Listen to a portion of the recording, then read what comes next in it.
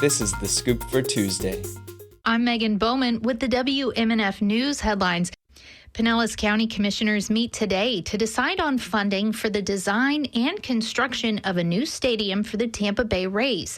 And what was thought as a sure thing might not be so. Commissioner Chris Lotvilla voted no on the deal in July.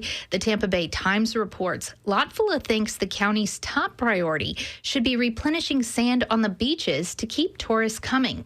The Times says he's also unhappy with the Rays' lack of communication and thinks the team could have done more to play in Pinellas this next season instead of at Tampa's Steinbrenner Field.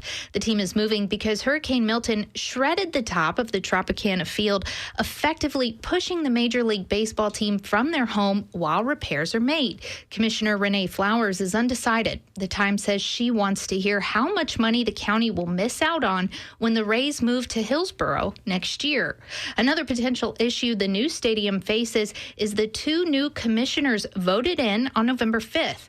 Either way, they will decide today whether to approve the previously pledged funding for a share of the $1.3 billion ballpark.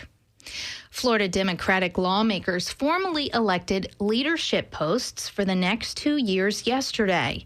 Tampa Representative Fentress Driscoll began her second term as the House Minority Leader, and Senator Jason Pizzo of Sunny Isles Beach is the new Minority Leader. In a speech in the Senate chamber, Pizzo says socially divisive issues consume the limited capacity of lawmakers, and he regrets wasted time of the legislature not addressing important issues. An organization session today will include Republicans Senator Ben Albritton of Wauchula becoming Senate President and Miami Representative Daniel Perez becoming the House Speaker. Republicans maintained a majority in Florida's legislature following the November elections.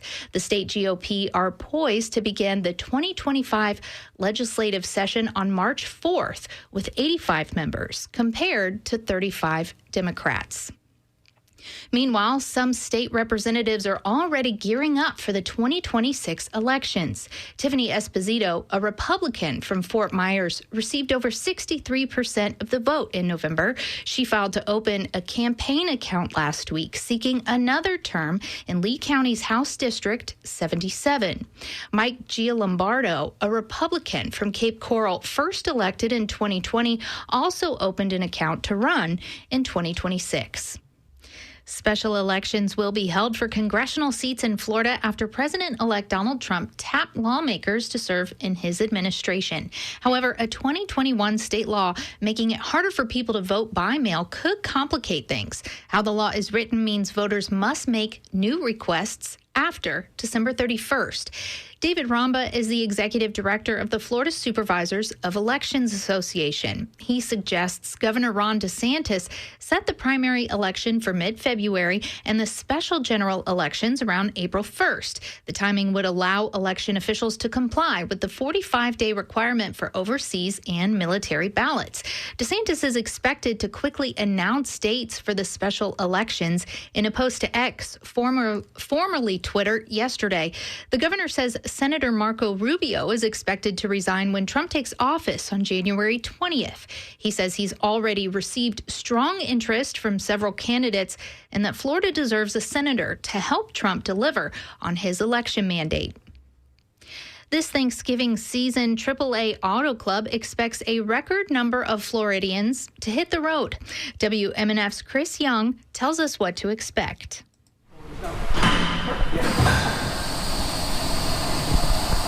At the AAA Car Center in Tampa, workers inspect and repair cars before holiday travel begins.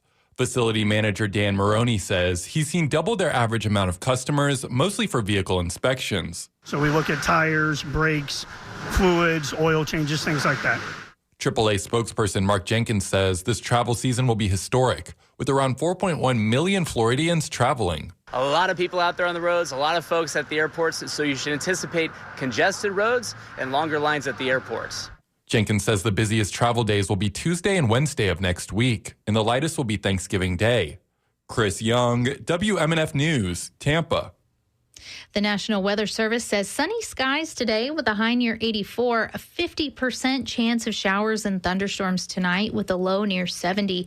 Temps are going to drop throughout the week with lows hitting near 50 on Friday. I'm Megan Bowman with the WMNF News headlines.